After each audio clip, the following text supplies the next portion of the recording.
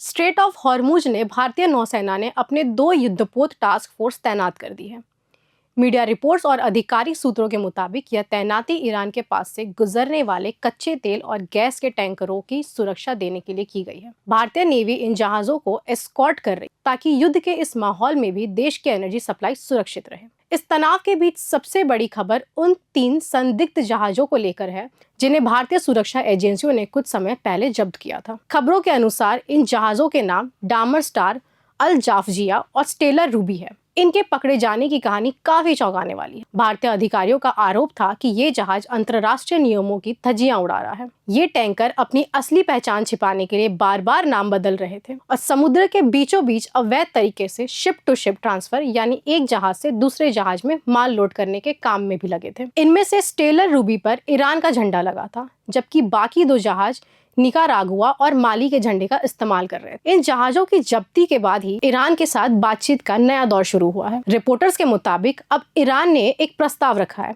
कि अगर भारत इन 3 टैंकरों को छोड़ देता है तो बदले में वह भारतीय झंडे वाले जहाजों को हॉर्मुज स्ट्रेट से सुरक्षित रास्ता देगा। इतना ही नहीं, ईरान के इस बदले के तौर पर भारत से कुछ जरूरी दवाइयों और मेडिकल उपकरणों की सप्लाई की भी मांग की। सोमवार को नई दिल्ली में ईरानी राजदूत ने विदेश मंत्रालय के अधिकारियों से मुलाकात कर इसी मुद्दे पर चर्चा की। इस कूटनीति का असर अब जमीन पर दिख रहा है। बंदरगाह और पोत परिवहन मंत्रालय के विशेष सचिव राजेश कुमार सिन्हा के मुताबिक एलपीजी जहाज शिवालिक सोमवार शाम को ही गुजरात के मुद्रा पोर्ट पर सुरक्षित पहुंच गया है।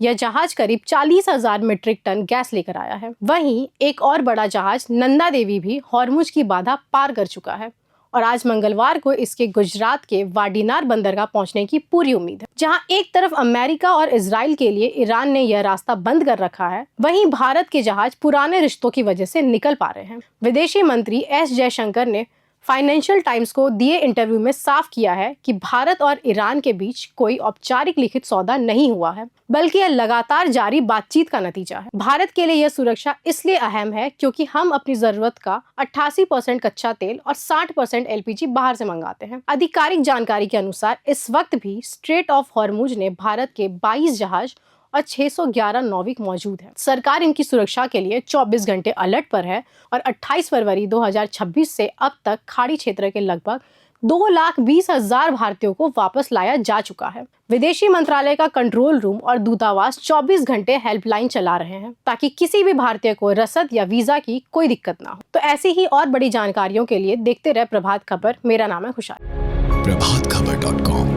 विश्वास वही, रफ्तार नहीं।